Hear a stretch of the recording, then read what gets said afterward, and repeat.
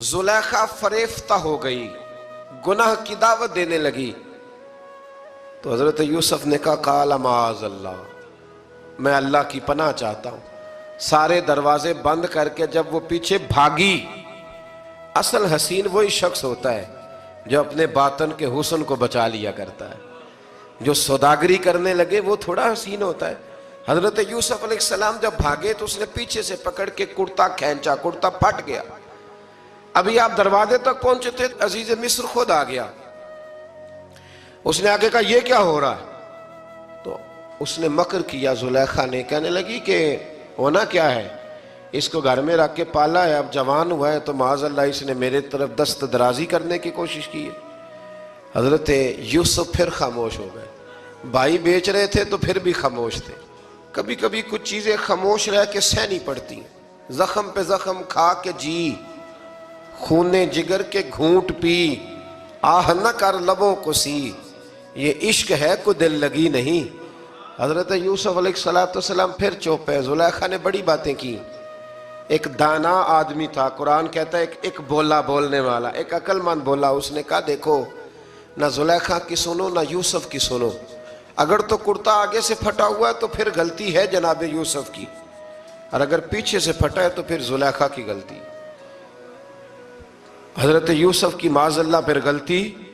تو عزیز مصر نے کرتا دیکھا تو پیچھے سے پھٹا تھا، لیکن امام قرطبی کہتے ہیں وہ کوئی عقل مند آدمی نہیں، وہ تو 4 مہینے کا بچہ تھا، وہ ایک 4 مہینے کا، وہ قریب تھا۔ حضرت یوسف علیہ السلام کی گواہی دینے کے لیے اللہ نے اسے زبان دی تھی۔ زلیخا کے ماموں کا بیٹا تھا، 4 مہینہ کا گہوارے میں لیٹا ہوا، جب بادشاہ سے فیصلہ نہیں ہو رہا تھا اور بادشاہ پریشان تھا عزیز مصر کے کسی کو جا کے بتاؤں گا تو کوئی کیا سوچے گا، اس کے گھر میں کیا کچھ ہوتا ہے۔ کہتے پریشان تھا تو پنگوڑے سے بچہ بول پڑا، کہنے لگا بادشاہ اگر تو کرتا آگے سے پھٹا ہے تو پھر معاذ اللہ غلطی حضرت یوسف کی، اگر پیچھے سے پھٹا ہے تو پھر زلیخا کی۔ تو کرتا پیچھے سے پھٹا تھا، حضرت یوسف کے حق میں گواہی مکمل ہو گئی۔ اب آہستہ آہستہ نا دربار میں محل میں بات پھیلنے لگی تو بیویاں کہنے لگی اوہو، زلیخا تو ایک غلام پہ عاشق ہو گئی ہے، ایک غلام پہ۔ تو زلیخا کہنے لگی تم اجے میرا محبوب نہیں ڈٹھا۔ یہ رٹے ڈالنے والے دیکھتے نہیں اور دور کھڑے رہ رہ کے کہانیاں سناتے رہتے۔ اس نے کہا تو نے ابھی دیکھا نہیں نا، تو نے ابھی، تجھے کیا پتا ہو کہ ماجرا کیا ہے؟ تو کہنے لگی نہیں تو غلام پہ۔ اس نے کہا چلو تجربہ کراتی ہوں۔ ساری عورتوں کو بٹھایا، ہاتھ میں ایک ایک سیب دیا، ایک ایک چھری دی، اور جب پوری تیاری ہو گئی پھل کاٹنے کی عورتوں کی تو جناب یوسف سے کہا ذرا جھلک تو دکھاؤ۔ تو حضرت یوسف نے جب جھلک دکھائی تو قرآن کہتا ہے سیب کاٹنے کی بجائے ہاتھ کاٹ لیے، اور کہنے لگی اوہو یہ کوئی بشر نہیں، یہ تو کوئی فرشتہ ہے، یہ کوئی فرشتہ ہے، یہ تو کوئی اللہ تبارک و تعالیٰ کی طرف سے آنے والا کوئی کرامت والا، عزت والا، شان والا فرشتہ ہے۔ تو حضرت زلیخا کہنے لگی سمجھ آئی ہے پھر تو مجھ پر شکوہ کرتی تھی۔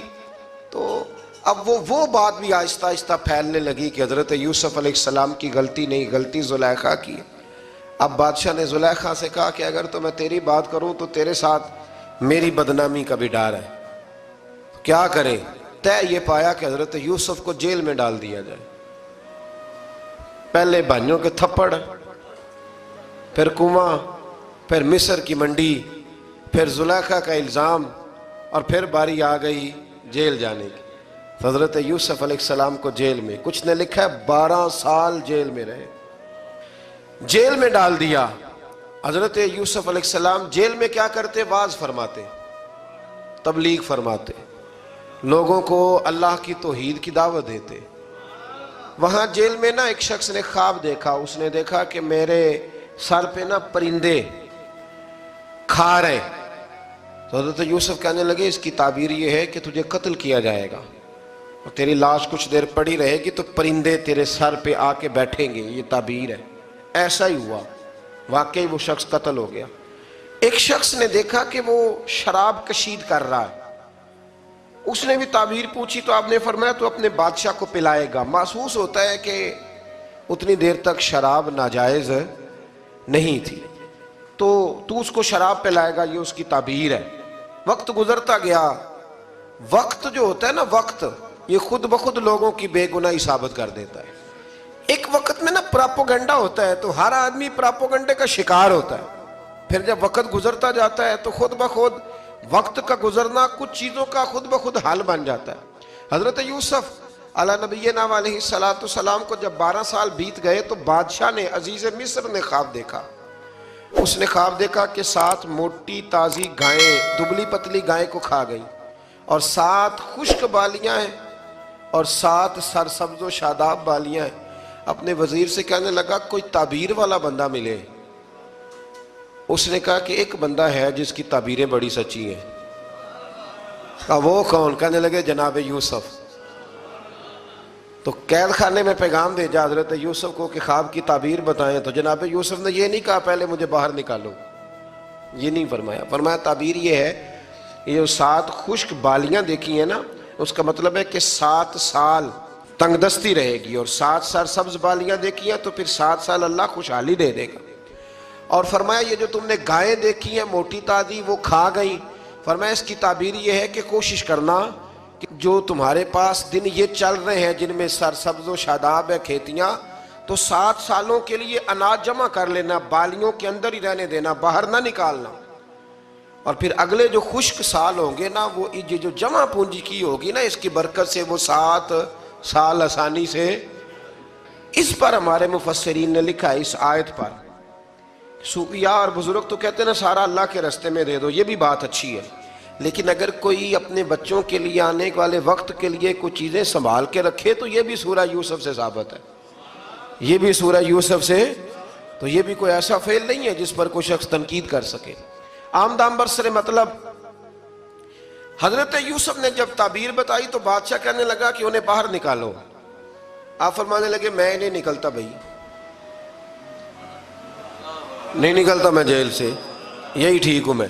آپ کیوں نہیں نکلتے؟ کہنے لگے پہلے اعلان کر کے لوگوں کو بتا کہ میں بے قصور ہوں. وہ جو تو نے پراپوگنڈا کیا نا اپنے منہ سے اعلان کر. اس نے جناب زلیخا کو بلایا، ان عورتوں کو بلایا، وہ عورتیں ساری سامنے آئیں، انہوں نے گواہی دی کہ یوسف تو بے گناہ ہے. پر سال کتنے لگ گئے؟ اللہ اکبر، 12 سال لگ گئے. یقین کریں کچھ لوگوں کو یہ ثابت کرنے میں نا کہ میں ٹھیک ہوں زندگی بیت جاتی، اور میں تمہارا خیر کا ہوں زندگی بیت جاتی ہے. لوگوں کو ہوش تب آتی ہے جب مزار پر چادر ڈالنے کا ٹائم آ جاتا ہے، ہوش تب آتی ہے، لیکن پھر ہوش کا کوئی فائدہ. 12 سال کے بعد بادشاہ نے ان کو بلایا اور کہنے لگا کہ یہ جو خواب میں نے آپ کو سنایا اب کرنا کیا ہے؟ تو حضرت یوسف کہنے لگے تم سے کچھ بھی نہیں ہوگا، اگر کچھ کرنا ہے تو پھر یہ خزانے کی ذمہ داری میری لگاؤ. اگر کوئی قابل آدمی ہو تو وہ آگے بڑھ کے بات کر سکتا ہے. یہاں ہر بندہ ہی آگے بڑھ کے کہتا ہے مجھے دے دو ڈیوٹی، لیکن قابل ہو تو وہ آگے بڑھ کے بات کرے اور سمجھے کہ میرے علاوہ کسی کے لیے مشکل ہے تو پھر وہ آگے بڑھے. حضرت یوسف نے جب کہا تو انہوں نے آپ کو وزیر خزانہ بنا دیا. پھر ایک وقت آیا کہ وہ عزیز مصر ہی بن گئے. قحط پڑ گیا، جب مصر میں قحط پڑا تو دائیں بائیں بھی قحط پڑا. کنعان کے آپ رہنے والے تھے، وہاں بھی قحط پڑا. حضرت یعقوب بیٹے کی یاد میں رو رو کے تو آنکھوں کی بینائی چلی گئی. اور یارو باپ بھی بڑا ہی پیار کرتا ہے، بڑا ہی پیار کرتا ہے، بڑا ہی. پتہ ہے باقی تمہیں تحفے دیتے ہیں، باقی تم سے محبت کرتے ہیں، تو باپ تو بیٹے کو اپنی جوانی دے دیتا ہے، اپنی جوانی اپنے بیٹے کے نام کر دیتا ہے. باپ بھی بڑا ہی پیار کرتا ہے. سنگیو کوئی نہیں تول سکتا. بچے ایسے گھوم رہے ہوتے ہیں نا ابا جی کے سامنے تو ان کا اٹھنا بیٹھنا چلنا ہی بڑا پیارا لگتا ہے، کا آنا جانا ہی بڑا پیارا لگتا ہے. باپ کا تو قد روز اونچا ہوتا ہے کہ اللہ نے مجھے لال عطا فرمائے. حضرت یعقوب کی آنکھوں کی بینائی چلی گئی رو رو کے. بھائی حضرت یوسف کے جب قحط پڑا تو انہیں پتا چلا کہ ایک واحد شہر مصر ہے جہاں گندم سٹاک ہے، کیونکہ حضرت یوسف کو پتا تھا، خواب بادشاہ دیکھ چکا تھا. تو آپ نے مال 7 سالوں کے لیے جمع کر لیا. اب بھائی آئے، اللہ اکبر، دشمن سامنے نظر آئے، مخالف حاسد، تو پھر انسان ٹھہرا رہے اور انسان کمزور نہ ہو، طاقتور ہو. اتنا طاقتور ہو کہ حکمران ہی بن گیا ہو. ذرا نبیوں کے حوصلے بھی دیکھنا. पैगंबरों के हौसले भी देखना। भाई आए, कहा गंदम चाहिए, तो जनाब यूसुफ ने ओहो भाइयां जिहा साख नहीं कोई जे विच खार ना होवे। हाँ, और मियाँ साहब फरमाया करते थे भाई भाइयां दियां बावां होंदे ते भाई भाइयां दे वैरी। भाई जैसे ही दाखिल हुए तो जनाब यूसुफ की आंखें बाहर आई, रो पड़े, ओ मेरे भाई आ गया, रो पड़े।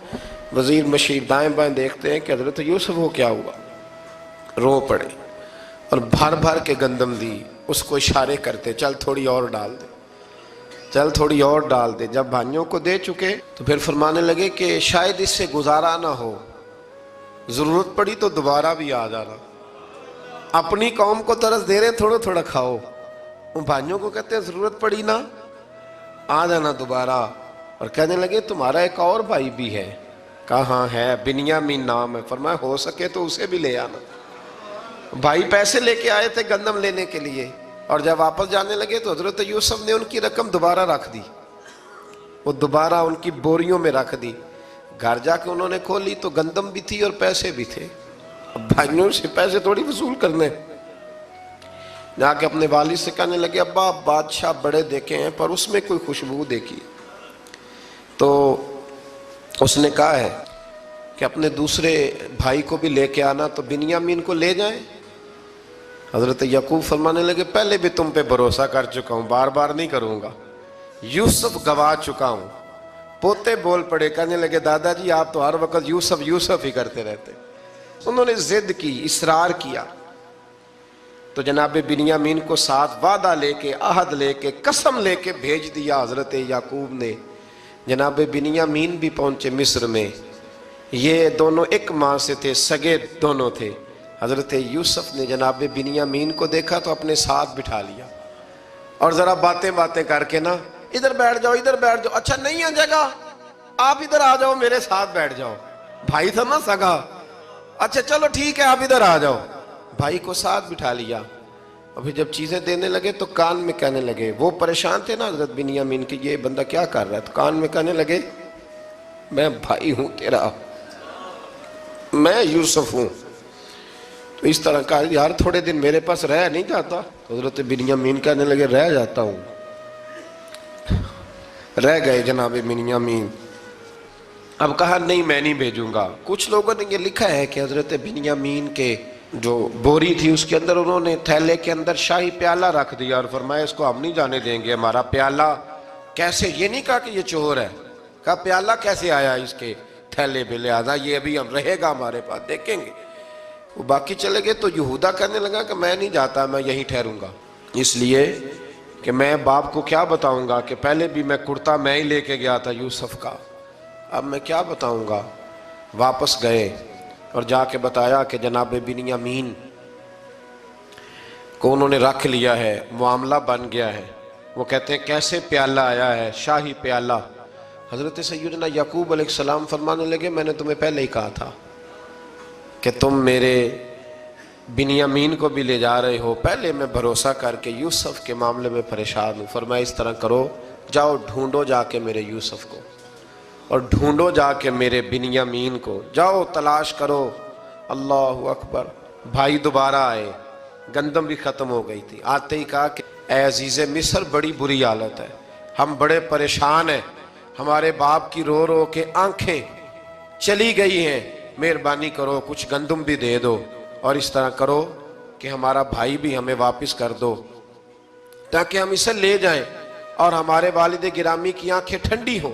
हजरत यूसुफ अला नबीना अलैहिस्सलाम उनकी बातें भी सुनने लगे और गौर से उनके चेहरे भी देखने लगे, गौर से।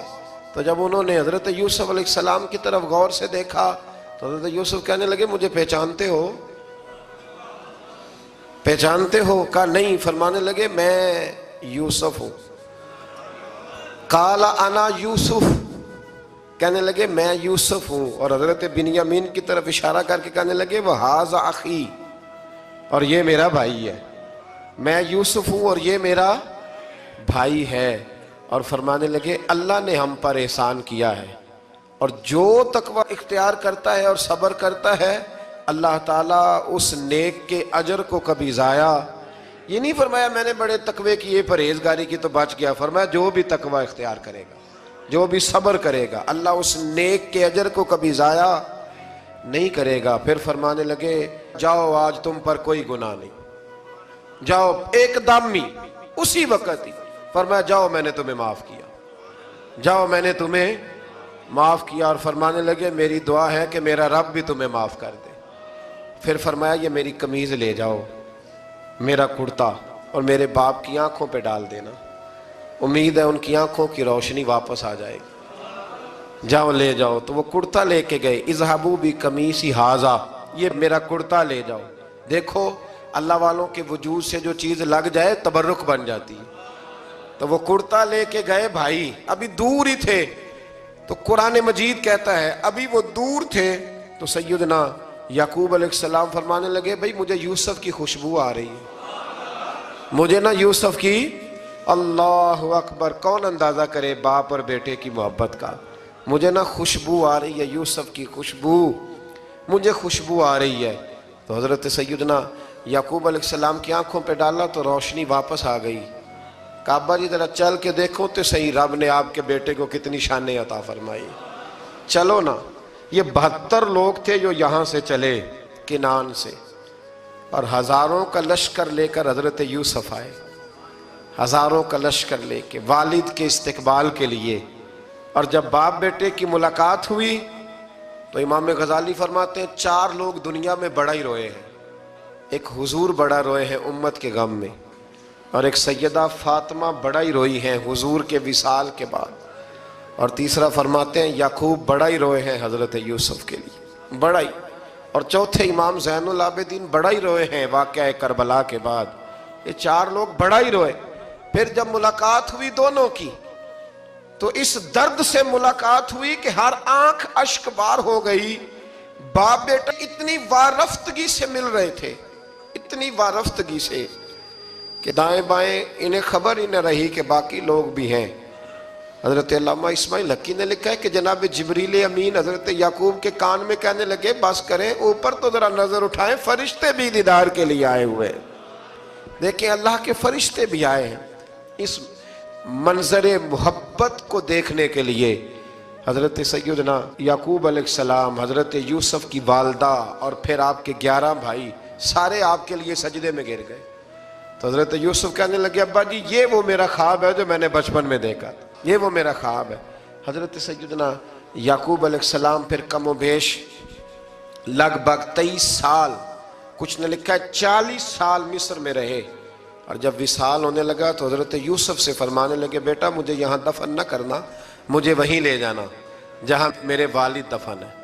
وہاں جا کے وہ دفن ہوئے۔ حضرت یوسف علیہ السلام نے پھر سالوں حکومت کی مصر پر، پھر وہیں ان کی تدفین ہوئی، اور جب تدفین ہوئی تو اختلاف ہو گیا، ہر قبیلہ کہتا تھا ہم نے اپنی طرف یوسف کو دفن کرنا ہے، اس لیے کہ جس طرف ان کو دفن کریں گے خوشحالیاں ہوں گی۔